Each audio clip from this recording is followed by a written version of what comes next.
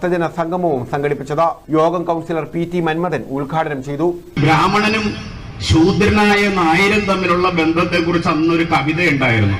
കോഴി വളർന്നത് കൂവുമ്പോൾ, വാഴ കുലച്ചത് മൂക്കുമ്പോൾ, നാടൻ പെൺകൊടിമാരുടെ മോഹന താരുണ്യം കതിരണിയുമ്പോൾ തമ്പ്രാൻ ആള് പറഞ്ഞു വിടും ആദ്യ ഫലം കൊണ്ടെത്തിക്കാൻ. എല്ലാം മൂത്ത് കഴിയുമ്പോ നായരുടേത് തമ്പ്രാന് കൊടുക്കണം. അങ്ങനെയാണ്. അങ്ങനെ രാമകൃഷ്ണ പിള്ളയുടെയും അങ്ങനെ തന്നെയാ. അപ്പൊ അതുകൊണ്ട് ഈ നമ്പൂതിരിയുടെ ജീനായതുകൊണ്ട് കുതന്ത്രത്തിൽ രാമകൃഷ്ണപിള്ള വളരെ മിടുക്കനായിരിക്കും. ഒരു കാര്യം നമ്മൾ അറിയണം, നമ്മളിപ്പോ ചെയ്തിരിക്കുന്നത് ഭസ്മാസുരന് വരം കൊടുത്തതുപോലെയാണ്. ഇന്നും NSSന്റെ ഒരമ്പലത്തിലും നായര് പൂജാരിയില്ല. കാരണം എന്താ?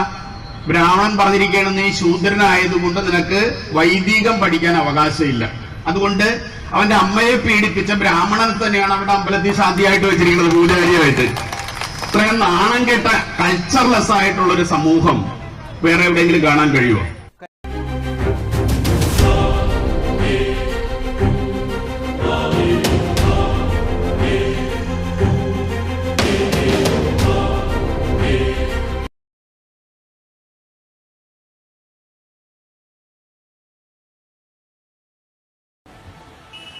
അവൻ്റെ ഒരു നായർ പ്രമാണത്തെക്കുറിച്ചുള്ള വർത്തമാനമുണ്ട്. ഈ ഹൈക്കോടതി ജംഗ്ഷൻ ഞാനത് പറയാതെ പോയാൽ എനിക്ക് മനപ്രയാസം. ഇനി ബാക്കിയൊന്നും പറഞ്ഞില്ല, അതുകൂടെ പറഞ്ഞിട്ട് പോകും.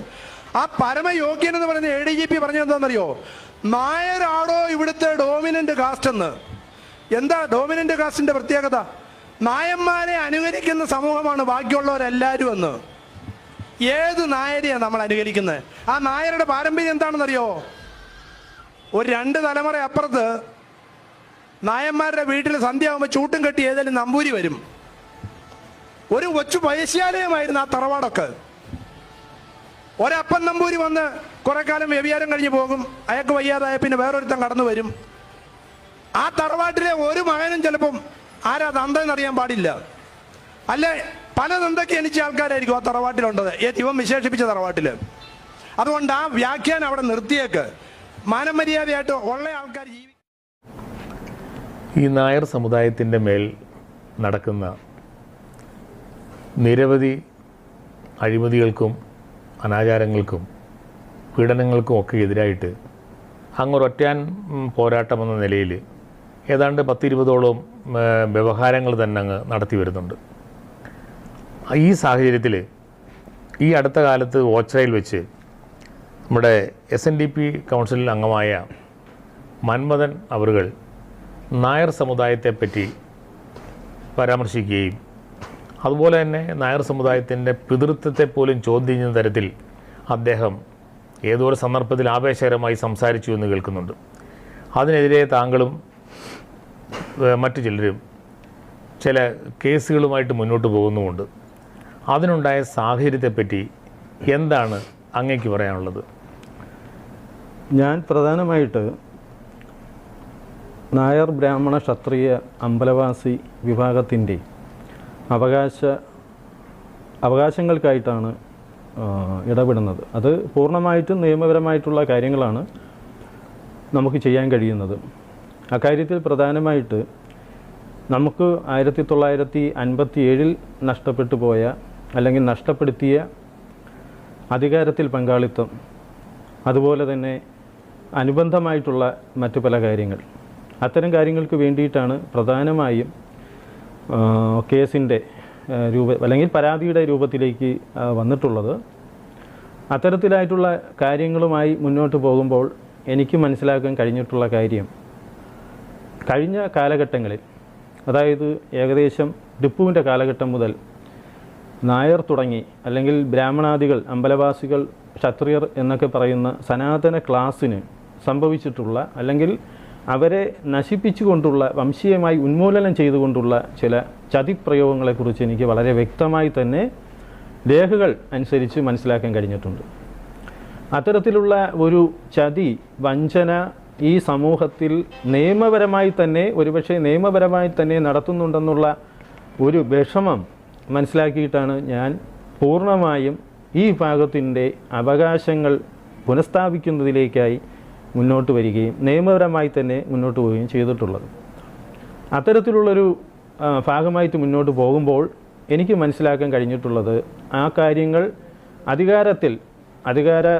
ഭരണഘടനാ സ്ഥാപനങ്ങളിൽ ഒക്കെ മുന്നോട്ട് വയ്ക്കേണ്ടതായിട്ടുള്ള വരുമ്പോൾ അതിൻ്റെ പിന്നിൽ വന്നിട്ടുള്ള ചില ചരിത്രപരമായിട്ടുള്ള രേഖകൾ, മറ്റു നിയമപരമായിട്ടുള്ള രേഖകൾ ഒക്കെ പഠനം ചെയ്യേണ്ടതായിട്ട് വന്നു. ആ പഠനം ചെയ്യേണ്ടതായിട്ട് വന്നിട്ടുള്ള രേഖകളിൽ നിന്ന് എനിക്ക് മനസ്സിലായിട്ടുള്ളത്, ഈ പറഞ്ഞ വിഭാഗത്തിന് ടിപ്പുവിൻ്റെ കാലഘട്ടം മുതൽ തുടങ്ങി മലയാളി മെമ്മോറിയലിൽ അത് അടുത്ത ഘട്ടത്തിലേക്ക് എത്തുകയും മലയാളി മെമ്മോറിയൽ, ഈഴവ മെമ്മോറിയൽ, അത് കഴിഞ്ഞിട്ട് ക്ഷേത്രപ്രവേശന വിളംബരം, സ്റ്റേറ്റ് കോൺഗ്രസ്, നിവർത്തന കക്ഷികൾ, സംയുക്ത കക്ഷികൾ, അതുപോലെ തന്നെ ഭൂപരിഷ്കരണം, ജന്മി കുടിയാൻ സമ്പ്രദായം, സംവരണ കമ്മീഷനുകൾ, 92 സുപ്രീം കോടതിയുടെ വിധി, അത് കഴിഞ്ഞുള്ള നിയമസഭാ സമിതി, MLA-മാരുടെ സമിതി, ഇവയിലൊക്കെ ഈ പറഞ്ഞ നായർ ബ്രാഹ്മണാദികളെ ശക്തമായി വഞ്ചിക്കുകയാണ് ഉണ്ടായിട്ടുള്ളതെന്നാണ് എനിക്ക് മനസ്സിലാക്കാൻ കഴിഞ്ഞിട്ടുള്ളത്. അപ്പോൾ ഈ പറഞ്ഞ ഭരണപരമായിട്ടുള്ള അല്ലെങ്കിൽ നിയമപരമായിട്ടുള്ള രേഖകളും തെളിവുകളും ഒരു വശത്തിരിക്കെ, ഈ വിഭാഗത്തിന് മേൽ നായർ തുടങ്ങി ബ്രാഹ്മണർ തുടങ്ങി ഈ വിഭാഗത്തിന് മേൽ ചെയ്തു കൂട്ടിയിട്ടുള്ള ചില ചതികൾ,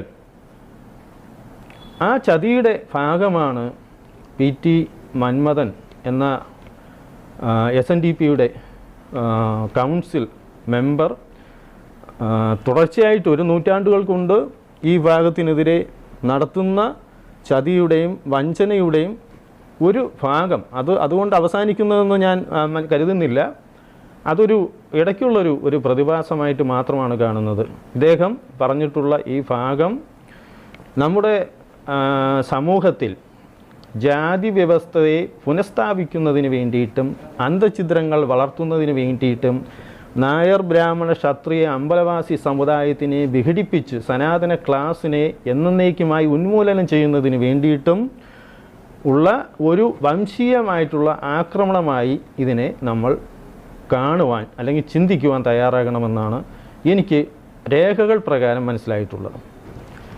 അതിൻ്റെ പിന്നിലുള്ളൊരു വസ്തുത, ചിലർ പറഞ്ഞു വരുത്തുന്ന ഒരു മസ്തിഷ്ക പ്രഹേളനത്തിൽ നമ്മുടെ ഈ വിഭാഗത്തിൽപ്പെട്ട സമുദായങ്ങളിലെ ചിലരും സമുദായ സംഘടനകളും സമുദായ നേതാക്കളും ഒക്കെ ഇവരുടെ ഈ ഒരു ഇബിലീസിൻ്റെ തന്ത്രമെന്ന് പറയും.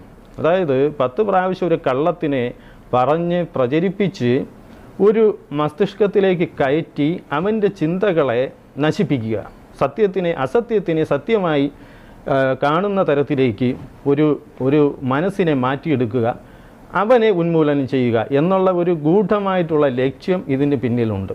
അത് അവർക്ക് 100% സാധിച്ചെടുക്കാൻ കേരളത്തിൽ സാധിക്കുകയും ചെയ്തു. കാരണം ഒരു വംശത്തിന് സർക്കാരിൽ, ഒരു സ്റ്റേറ്റിൽ നിലനിൽക്കണമെങ്കിൽ സർക്കാരിൻ്റെ പ്രൊട്ടക്ഷൻ കൂടിയേ കഴിയും.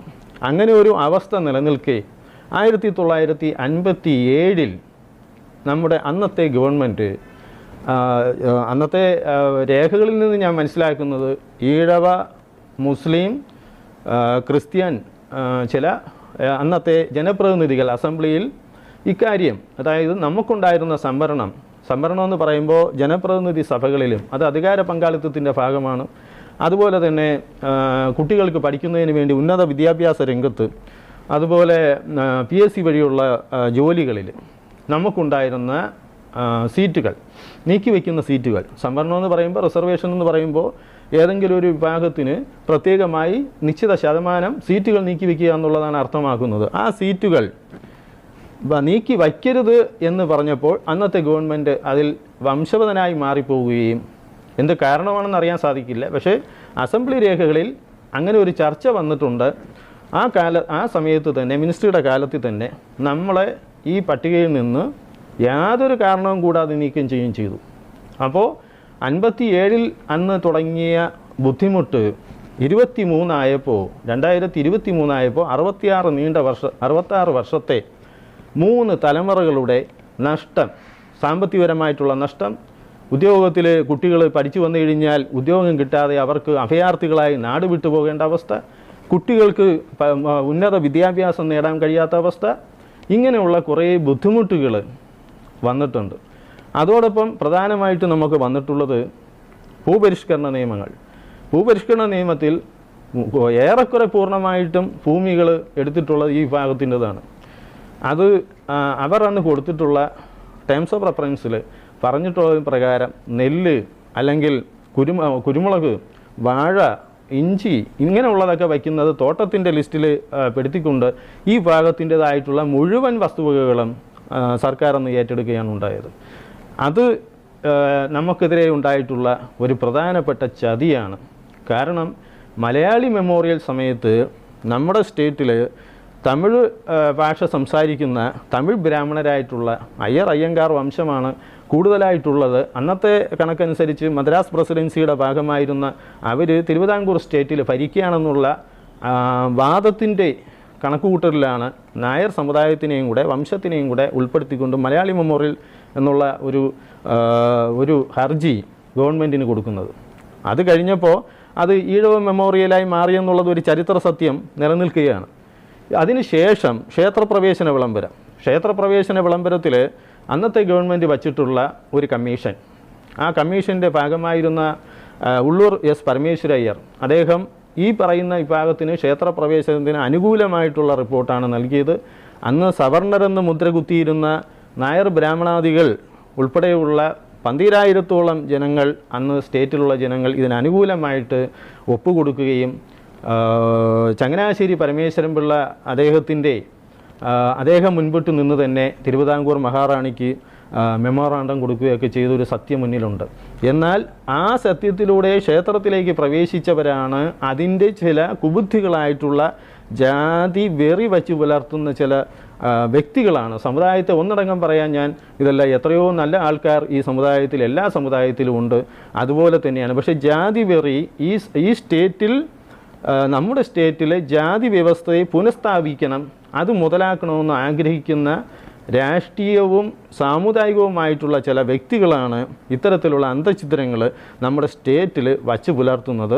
അത് ഒരു ഓച്ചിറ സംഭവമായിട്ട് ബന്ധപ്പെട്ട് മാത്രം ഒതുങ്ങുന്നതല്ല, ഒരു പക്ഷേ മലയാളി മെമ്മോറിയൽ മുതൽ വച്ച് പുലർത്തുന്ന ഒരു സംവിധാനമാണ്. മലയാളി മെമ്മോറിയൽ കഴിഞ്ഞപ്പോൾ ഈഴവ മെമ്മോറിയൽ വന്നു, അത് കഴിഞ്ഞപ്പോൾ ക്ഷേത്രപ്രവേശന വിളംബരം വന്നു. അതിൻ്റെ മുന്നിൽ നിന്നിട്ടുള്ളവരെല്ലാം ഈ പറഞ്ഞ സവർണരെന്ന് മുദ്ര കുത്തുന്ന, ഇന്ന് മുന്നോക്കമെന്ന് ചാപ്പ കുത്തിയിരിക്കുന്ന, അവഗണിക്കപ്പെട്ട് കിടക്കുന്ന നായർ ബ്രാഹ്മണ ക്ഷത്രിയ അമ്പലവാസികളായിട്ടുള്ള പാവപ്പെട്ട ജനങ്ങളാണ്. ഇന്ന് സമൂഹത്തിൽ ഇവിടെ ജനിച്ചു വളർന്നിട്ട് ഇവിടെ തന്നെ അഭയാർത്ഥികളായിട്ട് ജീവിക്കേണ്ടി വന്ന ഒരു കൂട്ടം ജനതയാണ്. ഇതിനെല്ലാം തുല്യനീതി, അവസര സമത്വത്തിന് ഭരണഘടനയിൽ പറയുന്നതിന് മുന്നേ തന്നെ അക്കാര്യത്തിൽ മാനസികമായി തയ്യാറെടുപ്പുകൾ, ഒരു തരത്തിൽ പറഞ്ഞ ലൈംഗികമായിട്ട് ആക്ഷേപം ഉന്നയിച്ചുകൊണ്ട് നശിപ്പിക്കുന്ന ഹീനമായിട്ടുള്ളൊരു മനുഷ്യത്വരഹിതമായിട്ടുള്ളൊരു പ്രവൃത്തിയിലേക്ക് ഈ പറഞ്ഞ ചില വ്യക്തികൾ നാണം കെട്ട് അധപതിച്ചു എന്ന് വേണം കരുതാൻ. പ്രധാനമായിട്ടും ഇന്നും മിശ്ര വിവാഹത്തിനെ കുറിച്ച് സർക്കാർ ഓരോ കാര്യങ്ങളിലും സഹായിക്കുന്നുണ്ട്. അന്നും മിശ്ര വിവാഹത്തിനെ സഹായിച്ചാൽ എന്താ തെറ്റ്? ആർക്കാണ്? നായരും ബ്രാഹ്മണരും ക്ഷത്രിയരും ഈഴവരും പുലയർ സമുദായത്തിൽപ്പെട്ടവരെല്ലാം മിശ്ര വിവാഹം അന്നും ഉണ്ടായിരുന്നു. അപ്പോൾ രേഖകൾ അനുസരിച്ച് നിയമപ്രകാരം അന്നത്തെ പല കാര്യങ്ങളിലും എല്ലാ ജാതി സമുദായങ്ങളും ക്ഷേത്രങ്ങൾ കയറ്റിയില്ല എന്ന് പറയുന്നത്, എല്ലാവർക്കും ക്ഷേത്രങ്ങളുണ്ടായിരുന്നു. അതുപോലെ തന്നെ വേദം പഠിപ്പിച്ചില്ല എന്ന് ചില കുറ്റങ്ങൾ പറയുന്നുണ്ട്. വേദത്തിൻ്റെ ഭാഗമല്ലേ ഈ പറഞ്ഞ സംഗീതം? അതിൻ്റെ ഭാഗമല്ലേ വിശ്വബ്രാഹ്മണരെന്നറിയപ്പെടുന്ന ആശാരിയും മൂശാരിയും ഒക്കെ ചെയ്യുന്ന പ്രവർത്തികൾ? വൈദ്യം എന്ന് പറയുന്ന ഉപവേദമല്ലേ? അപ്പോൾ വേദങ്ങൾ എല്ലാ പേർക്കും പഠിക്കാൻ, അതിൻ്റെ ഭാഗമായിട്ടുള്ള കാര്യങ്ങൾ ചെയ്യാനും അന്നും അവകാശം ഉണ്ടായിരുന്നു. എന്നാൽ ചില കുബുദ്ധികൾ ജാതി വ്യവസ്ഥ ഇവിടെ പുനഃസ്ഥാപിക്കണമെന്ന് കരുതുന്ന ഭരണഘടനാ രഹിതമായിട്ടുള്ള, നിയമരഹിതമായിട്ടുള്ള, വിരുദ്ധമായിട്ടുള്ള ചില കുബുദ്ധികളായിട്ടുള്ള ആൾക്കാരാണ് ഈ നാട്ടിൽ, ഈ സ്റ്റേറ്റിൽ ഇത്തരം അന്തഃഛിദ്രങ്ങൾ വളർത്തുന്നത്. ചില വ്യക്തികളാണ് ഇതിൻ്റെ പിന്നിലുള്ളത്. നിയമപരമായിട്ട് യാതൊരു പിൻബലവും അതിനില്ല.